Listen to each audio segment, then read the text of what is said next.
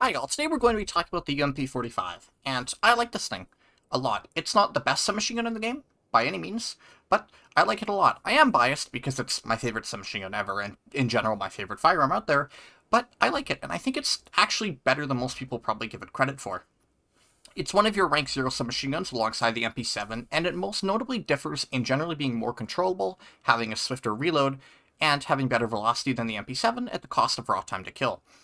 It's a more comfortable to use submachine gun than the MP7 that has a little bit more range potential just thanks to a better recoil pattern, higher velocity, and it's just more comfortable to use in general. Whereas the MP7 truly shines in close range and with the right attachments does push out farther than it honestly has any right to, the UMP is comfortable. It's just a very comfortable submachine gun. It won't always win engagements, but it feels good to use, and it, in general, is pleasant. It's a nice weapon on the whole. It's not going to stand out in anything, but it's comfortable. It'll always be there for you if you need it. So, overall, in terms of raw time to kill, it's pretty It's got 25 damage per bullet at 700 RPM, and for comparison's sake, the MP7 also does 25 at 950. So it's down quite a bit on terms of time to kill compared to its sister, quote-unquote, the MP7, because they're both rank 0 submachine guns. However, it has significantly better velocity, 200 more meters a second, assuming it's a meters a second. It has significantly better recoil, especially horizontally, and it has significantly better reload speed. So it's comfortable. It's very, very comfortable, and this can just be further augmented with attachments. In the way of attachments, I'd recommend the sight of your choice. Of course, it's always up to you, whatever you want to run. I personally like the short-range 1Xs, like the red dot, the reflex is clean. Obviously, pick your poison here. You could opt for a medium-range optic or one of the more magnified close-range optics if you want, but I would say that overall, just take the standard 1Xs. They're comfortable, they won't make the recoil feel worse than it is, and they're just easy to use. Now, I actually leave my side rail blank. The red laser and green laser are fine, but they do slightly hit your control and your draw speed, which it's not a huge stat by any means, but I'd go without it because it's a little bit more statistical performance. If you want the laser, of course, take the laser. I would definitely not take the rangefinder. You don't need long-range combat on a submachine gun. There's no point in it. Now, on the barrel, a lot of options here are actually good, and you can go any way you want depending on how you'd like to set up your UMP. I go for the SON6 because it gives you better velocity, and it gives you better accuracy. It's really, really handy because it really helps the UMP fall into this mid-range submachine gun compared to the MP7. While it's still similar damage values, it's just more controllable and it's a little bit more consistent. Meaning, I like to optimize mine for a little bit more mid-range consistency rather than trying to out-duel submachine guns in close range that you won't win against anyway. So, that's why I like the SON6. The NT4 is also relatively fine if you don't want to take the damage penalty that the SO straps you with, and in general, most other things are good. I'd recommend prioritizing reducing vertical recoil, because that's by far the most noticeable feature of this gun. It kicks, and the horizontal recoil just isn't really there. Of course, getting rid of it does help you out, but you don't really need to worry about horizontal recoil too much. In the underbarrel, a lot of grips here are fine, especially the ones that reduce your vertical recoil pull, and ones that reduce your reload speed will only further help the UMP in terms of, close range comfort. I like the Harris CQR. It's just very, very comfortable. It gives you just better recoil control across the board in exchange for a small aim down sight and running speed penalty, but it still feels very comfortable to me. Other good options include the vertical skeleton if you don't want to lose the running speed. The mag pull angled is fine if you just want a decent grip. Most of the grips on it are, in general, fine. It's hard to build this gun poorly because it's reasonably good out of the box. And, of course, the quick pull magazine is absolutely worth it. You knock another half a second off your already speedy reload, bringing you down to 2.6 seconds, maybe even 2.5. It's kind of hard to read the numbers at the bottom of the screen. I don't have it unlocked, but it would be essentially a free pick as the recoil penalty is very, very minimal. So, we're going to get into live play, because for those who are unfamiliar with my content, assuming this video does well, I do all my video reviews, weapon reviews live, meaning that, I go straight into the game. I am a fairly average player, so this is what the gun is going to look like in the hands of an average player. I've got a 1.3 or a 1.4 KDR, and while I'm relatively new to BattleBit, I do have a fair amount of experience with other shooters, most notably PlanetSide. So, we're going to use this gun live for a little while, so you can get an idea of what it performs like in the hands of an average player, in average combat, you know the drill, and I have no teammates near me. Of course, this means that you'll get live commentary on the match. Take of it what you will. I just prefer this format because I can't really cherry pick out good clips to make the gun look better than it really is. Because there are times where the UMP will let you down. I will not deny that the UMP will let you down from time to time. It's just, overall, it's comfortable. I will say that on the whole, I do think the MP7 is better, and I'm sure some of the later submachine guns you unlock are also better. However, the UMP is comfortable, and if you really, that man's gonna die. If you really like comfortable submachine guns, the UMP is for you. If you want something truly good, something very strong at the moment, the MP7 is far and away the better option. Still, I'm gonna keep repeating until I die, I like the UMP because it feels good.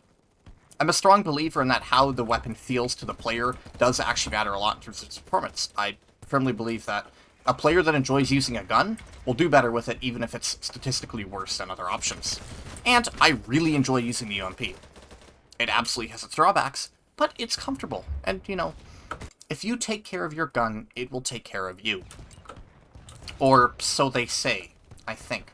I cannot guarantee this, and I would not recommend taking that as actual advice. So, the UMP really does shine in the close to mid-range. I would say it slightly favors mid-range over the other submachine guns, purely because it doesn't have the rate of fire to compete in the close ranges. And that was a rather foolish push, I must admit, and my corpse is not going to slide to... Oh, maybe this guy will res me? Nah. I'll just take the respawn. Unfortunate. Of course, if I don't play that well, that's also unfortunate. That's part of doing these things live. Consider it an honest review of me being bad at the game. So, as I was saying, the UMP generally favors a bit more mid-range engagements over the other submachine guns, purely because it's able to keep its shots a little bit more on target compared to other options. The MP7 does work out to decent ranges quite well if you're just good at controlling the recoil, but the UMP takes significantly less effort to do so because it's significantly better, and because it fires slower, the recoil doesn't feel as bad, if that makes sense. And for this reason, I wonder if I can mount and go down this hill. I can. I'll take some bleeding, but ooh, whatever. This map is big. It's comfortable, you know? It's a good mid-range option, no matter what the situation is, just because it controls well. And even to some of the assault rifles, the UMP will still feel a bit better at long range because they won't kick as hard. Taking examples like the AK-15, while they will still significantly, like, out time to kill the UMP in mid-ranges, the UMP is going to be a bit more consistent in putting its shots on target. And I would say that's absolutely its greatest strength. It is a very consistent submachine gun. It doesn't shine, but it's a very, very consistent, assuming you know, can handle the vertical recoil that it has. And that's why, as I mentioned many times, please put vertical recoil reductions on it, as they will only make your life easier. Velocity and accuracy attachments, of course, will just further make this easier to pull off. And don't try and beat out other submachine guns in close range. You won't do it. You will very, very consistently lose. I'm sure these people are very curious at what I'm saying, given that I have the death mic turned on. But they don't need to know. Ooh, this is not a good place to be. The UMP does also favor more small maps. At long ranges, you will just, of course, lose to sniper rifles because it's a submachine gun, not a sniper rifle. No amount of vertical recoil in the world is going to make this thing make up for the terrible range that all submachine guns in this game have. So keep that in mind. This big dam is really not helping matters. And all the vehicles are pretty far back. Damn. Where am I going to spawn? I guess I'll just have to spawn in the middle and try and make something work out of this. I probably should have turned my death microphone off. Oh, well. Anyway, we'll play for a bit, you know, so you can kind of get an idea of how this gun is. As I've stated before, I'm a very average player. 1.2, 1.3, 1.4 KDR, somewhere in there. But I like the gun, and I like talking about guns that I like. So, that's what we're doing. Burst firing is necessary at long range. Of course, it's a submachine gun. We're gonna make a brazy run here for it. We're gonna see if we can't get a push going. As I mentioned, this is a rather silly move to do with the UMP in particular, but, you know, you can make it work if you've got the aim to do it. It does very much reward aim, especially compared to other submachine guns, where you can win engagements just by body shot chaining with the MP7 because your regular time to kill is so good. The UMP will need headshots to shine against some other weapons. Meaning that I think it's a weapon that scales very well with skill, but at the same time, if you have the skill to make the UMP truly good, there is an argument to be made that you should just use the MP7 instead. And this is just an unfortunate fact of the matter that, well, since it doesn't have a better damage model or anything, it just kind of gets outperformed. And that's unfortunate. I don't think the UMP is overpowered or underpowered by any means. I think it's actually in a relatively good state balance-wise, where it feels like it is a distinct reason to exist over the MP7. Rather, the MP7 is just a little too strong right now, and I think most people would agree with that. But if we were really going to move the UMP up, I would like to see it probably gain more favorable damage fall-off compared to other submachine guns. Give it a unique role as a mid-range. Ow, that hurt a lot. These teammates probably going to revive. Ooh, maybe he will revive me. Let's go, what a legend. What an absolute legend. Oh, I'm gonna come. I'm probably going to die here. Oh god, I'm almost certainly going to die here. Bam. And I'm going to get out of there because those people are saying some sussy things in the deathmatch. I'll make one more good life. I'll see if I can't get anything done. Make this gun look at least a little bit better for one more life. And we have no good spawns. Unfortunate. I might have to take a run. Oh god, this is going to be a bit of a run. Okay, well I can say my last pieces on this UMP then, before I die and end the video. Well, that was unfortunate. How many kills did I even pick up there? I'm curious. How many kills? What's your definition? You got 7 kills. Okay. This isn't edited, so it's just the way things are going to have to be. I'd like to say one more note. This gun really, really struggles against heavy armor. If you run into supports wearing EXO, you will pretty much just lose. And there's not really anything you can do about that. You just lose, because thanks to its slow rate of fire and mediocre damage number, you just lose. You don't break their armor quickly at all, even if you're going for headshots, and you just die. So, you know, on the whole, it's a decent submachine gun. I really like it, but that's because I'm biased towards just liking the UMP and literally everything it's ever appeared in.